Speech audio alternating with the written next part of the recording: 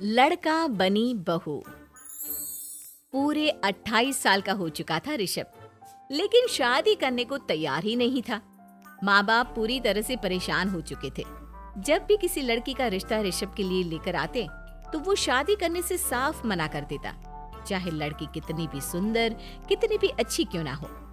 ऋषभ के माँ बाप को इसकी वजह समझ में नहीं आ रही थी।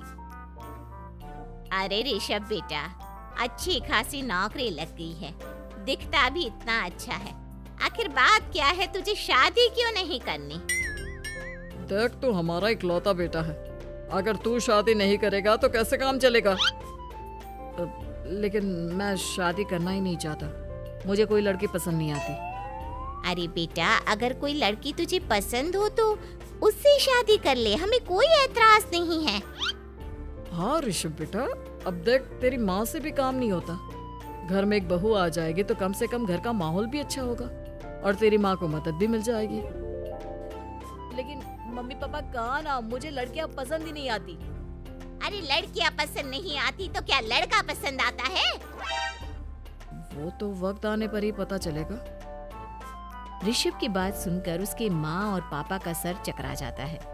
कुछ दिनों के लिए ऋषभ अपने ऑफिस के काम से शहर से बाहर जाता है और जब लौट कर आता है तो सामने का नजारा देखकर उसके माँ पापा बेहोश होते होते रह जाते हैं।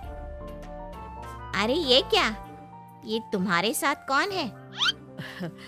माँ, ये दीपक है, मेरी पत्नी। हम दोनों ने शादी कर ली है।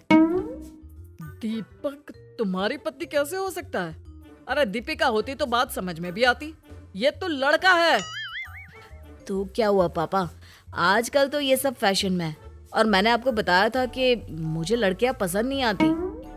अरे तो इसका मतलब ये थोड़ी है कि तुम दीपक को दीपिका बनाकर ले आओगे। मुझे बहू चाहिए, बहू के रूप में, ये आदमी नहीं। लेकिन मम्मी जी, मैं आपकी बेटे से बहुत प्यार करती हूँ, मेरा मतलब करता हूँ। अरे इसको तो करता हूँ करती हूँ का अंतर भी नहीं पता। लेकर जाए इसे वापस। अगर आपने इसे घर से बाहर निकाला पापा तो मैं भी इसी के साथ चला जाऊंगा। मैं ऋषभ के बिना जी नहीं सकती, मेरा मतलब जी नहीं सकता। हमारा जिंदगी भर का साथ है, प्लीज हमें अलग मत कीजिए मम्मी जी, पापा जी। हे भगवान, ये तूने क्या दिन दिखाया? मेरे बेटे को थोड़ी अकल दे दे, लड़के को बहू बनाकर घर में ले आया है। अब क्या होगा, हम दुनिया को क्या मुंह दिखाएंगे? माँ, बेकार में परेशान हो रही हो। दीपक आपके सारे काम करेगी और एक अच्छी बहू की तरह आपके साथ रहेगी, देखना। पहले तो खुद तो क्लियर कर ले कि ये कुछ करेगा या करेगी, बाद में हम सोचते हैं कि हम क्या करें। बहू के आने के बाद क्या कहते हैं, मुंह दिखाई की रस्म, तो आप भी वही कर लीजिए। आप चाहे तो मैं पूरे मोहल्ले में न्योता दे आती हूँ। अरे रहने दे, तेरी वजह से बेइज्जती और ज्यादा होगी। आई बड़ी, अब मेरा मतलब है आया बड़ा न्योता देने वाला। अगले दिन सुबह के वक्त दीपक बड़ी नजाकत से चलता हुआ सबके लिए चाय बनाकर सुबह सुबह बालकनी में आ जाता है। प्रणाम मम्मी जी, प्रणाम पापा जी। ये देखिए, चाय बिल्कुल आपकी पसंद की है। मुझे ऋषभ ने सब कुछ बता दिया था कि आपको क्या क्या पसंद है। हे भगवान, ये सब क्या हो रहा है? ये क्या नौटंकी है? नौटंकी कहाँ है? माँ देखिए तो, मेरा दीपक आपका कितना ख्याल रख रहा है। लाओ, अब जो भी है, जैसे भी है, चाय पियेंगे ही सही। थोड़ी देर के बाद, वैसे दीपक, चाय तो तुमने बहुत अच्छी बनाई है, चलो कुछ तो अच्छा हुआ। अगले दिन, अजी सुनते हैं, आज पैरों में बड़ा दर्द हो रहा है, लग रहा है घुटनों में फिर से कुछ न कुछ प्रॉब्लम हो रही है।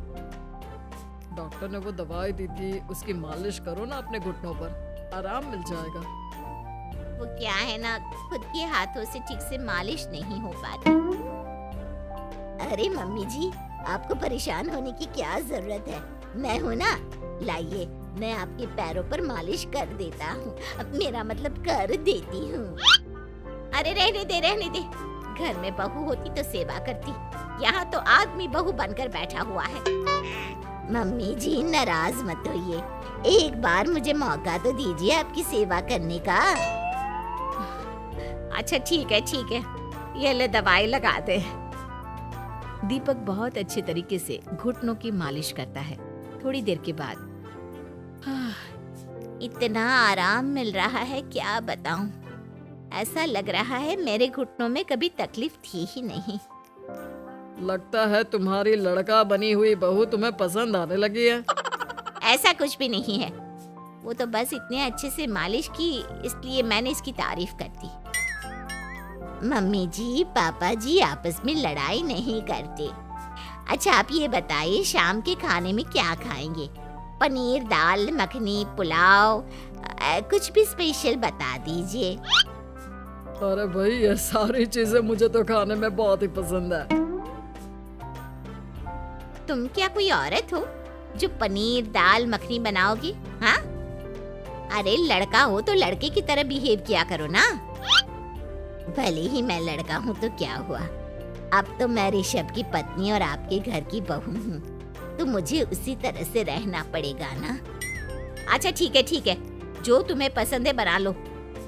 आदमी रसोई में खाना बनाते हुए कैसे लगते हैं जरा मैं भी तो देखूं। शाम को दीपक सबके लिए अच्छा सा खाना बनाकर डाइनिंग टेबल पर लगा देता है। ऋषभ ऑफिस से जब लौट कर आता है, सब लोग खाना खाने के लिए बैठ जाते हैं।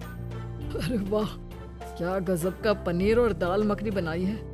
ऐसा जायका तो होटल के खाने में भी नहीं आता। दीपक कितना अच्छा खाना बनाती हो, मेरा मतलब बनाते हो। तुम्हारी इसी अदा की वजह से तो मुझे तुमसे प्यार हो गया। अरे बहुत हो गया, आदमी होकर आदमी से प्यार करते हो। अरे लेकिन कुछ भी कहो, जरा खाना खा कर तो देखो ऋषभ की माँ, मजा आ जाएगा। हाँ वैसे बात तो आपकी सही है, खाना तो वाकई में लाजवाब है।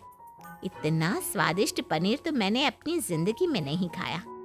कितना अच्छा होता अगर ये दीपिका होती।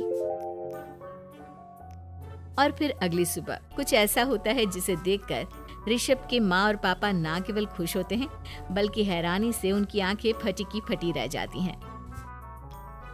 उन्होंने जो नजारा अपनी आंखों के सामने देखा उसे देखकर उन्हें अपने आप पर भरोसा नहीं हुआ। सुबह का वक्त था, सब लोग बालकनी में बैठकर सुबह की चाय का इंतजार कर रहे थे। तभी रसोई में से एक बहुत ही खूबसूरत लड़की जिसके लंबे लंबे बाल थे और जिसने साड़ी पहनी हुई थी, हाथ में चाय की ट्रे लेकर वहाँ आती है। अरे ये कौन है? रातों रात हमारा लड़की बहू बन गया क्या? मुझे लगता है कोई सपना देख रहा है। इतनी सुंदर बहू तो हमने सपने में भी नहीं देखी। देखा माँ, जादू हो गया जादू। अरे लेकिन ये है कौन? तुम्हारा वो आदमी वाला पत्नी कहाँ चला गया? आपने मुझे पहचाना नहीं? मैं दीपक नहीं दीपिका हूँ। इतने दिन से लड़के के कपड़े पहनकर आपके घर में आपकी बहू बनी हुई थी। माँ ये दीपक नहीं, दरअसल ये दीपिका थी, लेकिन इसे लड़कों की तरह रहने का शौक था और इसे लड़की की तरह रहना मंजूर नहीं था, इसलिए मैं इसे लड़के के रूप में आपकी बहू बनाकर यहाँ ले आया। तो फिर अचानक ये उसका हृदय परिवर्तन और रूप परिवर्तन कैसे हो गया? वो क्या है ना, मुझे बाद में एहसास हुआ कि आप लोग इस बात को लेकर बहुत दुखी हैं कि आपकी बेटी ने एक लड़की के साथ शादी की है, इसलिए मैं अपने असली रूप में वापस आ गई। हमने कोई पुण्य कर्म किए होंगे जो तुम्हारे जैसा मेरा मतलब तुम्हारे जैसी बहू मिली, इतनी खूबसूरत और इतना ख्याल रखने वाली। भला हो भगवान का कि हमें लड़की बहू मिली है।